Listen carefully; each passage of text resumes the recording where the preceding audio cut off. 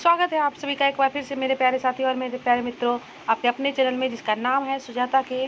तो चलिए इस वीडियो में लेकर के आई हूँ मैं भारत इलेक्ट्रॉनिक्स की तरफ से जो है एक वैकेंसी अपडेट के बारे में, जिसके बारे में हम लोग इसमें बात करेंगे। लेकिन उससे पहले अगर आपको मेरा वीडियो पसंद है तो प्लीज़ उसे लाइक कर दें और मेरे चैनल को सब्सक्राइब कर दें, ताकि आप नई नई वैकेंसी और जॉब्स के अपडेट के बारे में इस पर बने रहें।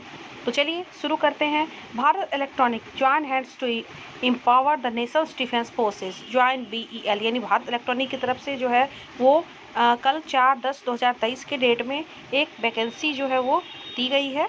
और हम लोग इसके बारे में पहले डिटेल में देख लेते हैं क्या कह रहा है। कि Bharat electronic limited is a Navratna PSU और India's primer professional electronic company with a portfolio of over 350 different products in areas of military communication, radars, naval system, C4I system, weapon system, homeland security, strategic communications and unmanned system, electronic warfare, tank electronics and electronics, यानी कि बहुत ही अच्छी vacancy निकली है। और जिसमें हम लोग देख लेते हैं। तो यहाँ पे पहली बार बात करेंगे पोस्ट के बारे में, जो है प्रोबेशनरी इंजीनियर और E2 और probationary officer HR, probationary accountants. इसके नंबर ऑफ पोस्ट हैं 205, 12 और 15। और 25 साल 30 साल जो है उसका एज वो 1/9/2023 को होना चाहिए।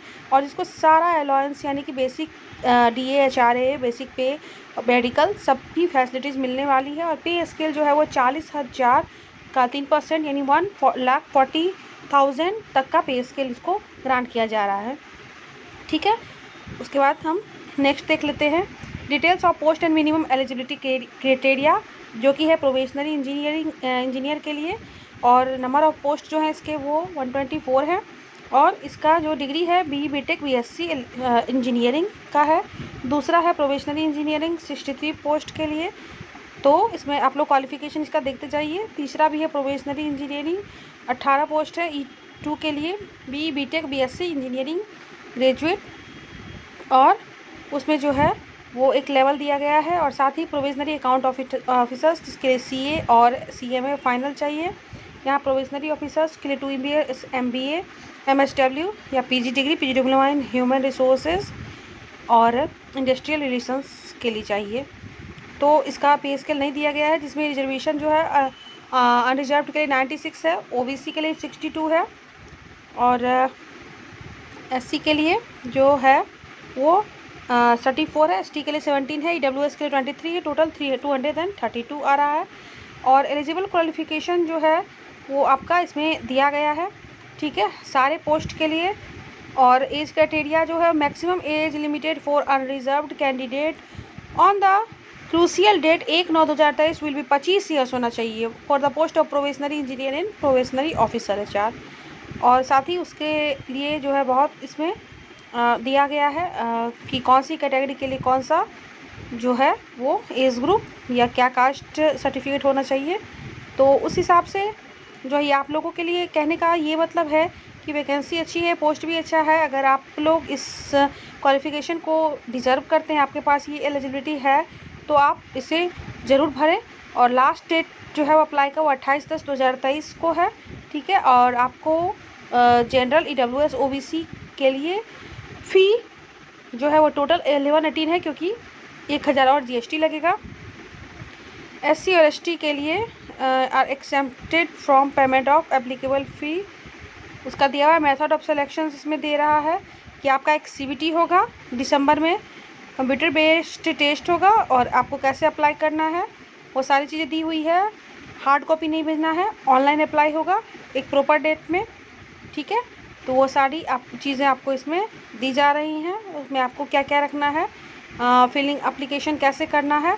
ठीक है, तो जब भी आप कहीं फॉर्म भरने जाएँ तो बहुत ही अच्छी तरीके से फॉर्म भरें। फिर शॉर्ट लिस्टिंग किया जाएगा।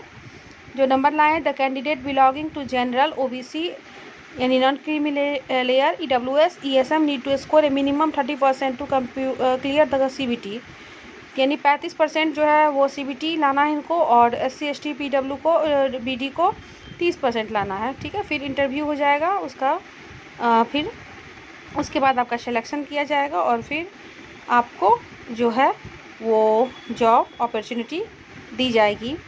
तो यहाँ पे एग्ज़ाम सेंटर का लिस्ट भी एक पेज में दिया हुआ है कि जैसे अगर आप बिहार में हैं तो बिहार के लिए आपको आरा, भागलपुर, मुजफ्फरपुर, पटना और पूर्णिया, ये 5 जगह जो है आपका सेंटर पड़ सकता है। जो जिस स्टेट से बिलोंग करते हैं वो अपना दे सकते हैं। ठीक है, तो अब जो है कैटेगरीज़ के बारे में दिया गया है। एज लिमिट होना चाहिए जनरल 25 ईयर्स ऑन इतना, और पोस्ट वाइज है 30 ईयर्स जो है वो प्रोविजनरी अकाउंट ऑफिसर के लिए। ओबीसी को रिलैक्सेशन मिलेगा, SC ST सबको रिलैक्सेशन मिलेगा। अब है क्योंकि कैटेगरी देखिए, general first class, OBC first class, EWS first class में आ रहे हैं, SC पास क्लास में आ रहे हैं। तो अब यहाँ पे हमने बात की थी कि आई नीड पे एप्लीकेबल फ़ी बहुत अच्छी तरह से समझाया गया है। इसमें जो है केवल जनरल, ओबीसी, EWS ही फ़ी पे करेंगे, बाकी लोग जो है वो फ़ी पे नहीं करेंगे।